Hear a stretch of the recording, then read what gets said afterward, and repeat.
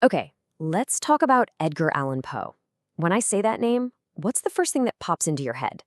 For most of us, it's this dark, kind of gloomy figure, right? A tormented genius, haunted by tragedy, maybe scribbling the raven in some dark, feverish haze.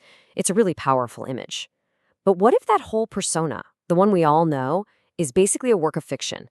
A deliberate character assassination that's somehow stuck around for over 170 years? Yeah. So today, we're going to deconstruct that myth. So, where did this whole Madman Poe idea even come from? Well, it pretty much all goes back to one guy, Rufus W. Griswold. And here's the absolutely wild part. He was Poe's literary executor, the man in charge of his entire legacy. But get this, they were bitter rivals.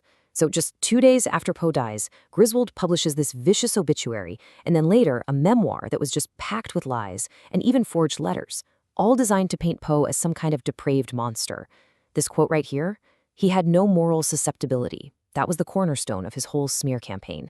Right, so that's the big question, isn't it? Is that the real Edgar Allan Poe? Was he actually the chaotic fiend that Griswold described? Or was there another man entirely behind those macabre tales?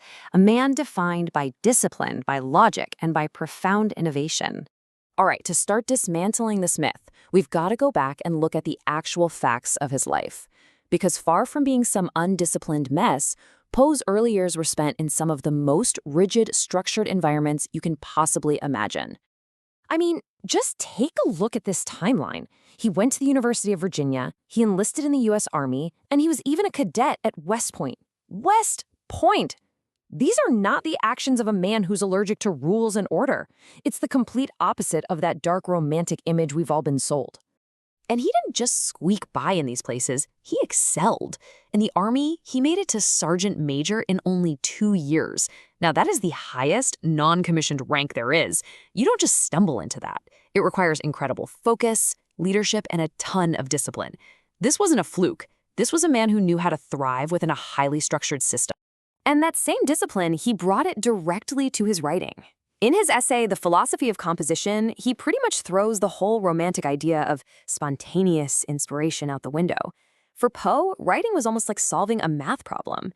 He started with the end goal, the exact emotional effect he wanted to create, like melancholy, and then he would methodically, piece by piece, construct every single word, rhyme, and plot point to achieve it. The Raven wasn't some fever dream. It was a calculated, perfectly engineered masterpiece.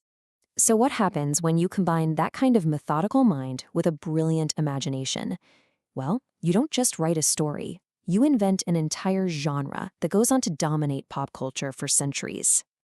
With his character C. Auguste Dupin, Poe literally wrote the rulebook for detective fiction, and you can see his architectural mind at work right here. The brilliant but eccentric amateur detective who's way smarter than the police, that's Poe. The baffled police force that acts as a foil, Poe. The loyal sidekick who narrates the story, Poe again. The seemingly impossible locked room mystery and the final dramatic reveal where the detective explains it all started here. Every detective story you've ever read or watched owes a massive debt to this blueprint. And hey, this isn't just some academic theory. The creator of Sherlock Holmes, Sir Arthur Conan Doyle, was completely open about it. In the very first Holmes story, Dr. Watson directly compares Sherlock's methods to Poe's Dupin. It's right there in the text. That's how foundational, how essential Poe's creation really was. But for all the logic and reason that he poured into his work, Poe's own end was anything but logical. It is a baffling, completely unsolved mystery, a case that C. Auguste Dupin himself would have struggled to crack. Okay, so let's look at the facts of the case. Poe vanishes for 6 days. He's then found semi-conscious and delirious in Baltimore on Election Day. He's outside a tavern being used as a polling station, and this is where it gets really strange. He's wearing shabby clothes that clearly don't belong to him. He was taken to a hospital, but he never became lucid enough to explain what happened before he died 4 days later. It's just a truly bizarre scene. Over the years, as you can imagine, countless theories have popped up. The case file is thick. Some point to rabies, citing his delirium and a supposed refusal to drink water. Others have suggested a brain tumor. And of course, thanks to Griswold's whole campaign, the idea that he just drank himself to death has always been a popular one. But there's one theory that seems to fit all the strange evidence better than any other. And that theory is known as cooping. Back in the 19th century, this was a violent form of voter fraud. Political gangs would kidnap people, drug them, disguise them in different clothes, and then drag them from polling place to vote repeatedly. Now think about it. This theory explains almost everything: being found on election day, the strange clothes, his delirious state, and his location outside a tavern used for voting. He may not have been on a drunken binge at all. He may have been the victim of a brutal crime. So, Poe dies, and you'd think the story would end right there. But in a final plot twist worthy of one of his own tales, the real battle was actually just beginning. A battle for his soul, his reputation, and his entire legacy. On one side, you've got Rufus Griswold in America systematically trying to destroy Poe's character. But on the other side, across the ocean in France, you have the famous poet Charles Baudelaire. Baudelaire saw Poe not as a villain, but as a kindred spirit, a literary martyr who was just too brilliant and too sensitive for the society that had rejected him. He spent decades translating Poe's work, making sure his genius would be recognized all over the world. Baudelaire essentially rebranded Poe as the original poet modi, or the cursed poet. This is this powerful archetype of the brilliant artist who's an outcast from society and whose genius can't be separated from their suffering. And this idea completely reframed Poe's struggles. His poverty, his sadness, his supposed flaws, they weren't moral failures anymore. They were the tragic wounds of a genius at odds with the world.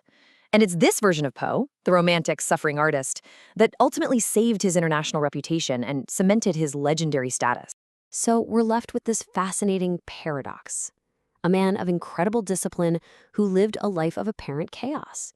An architect of pure logic whose own end completely defies explanation.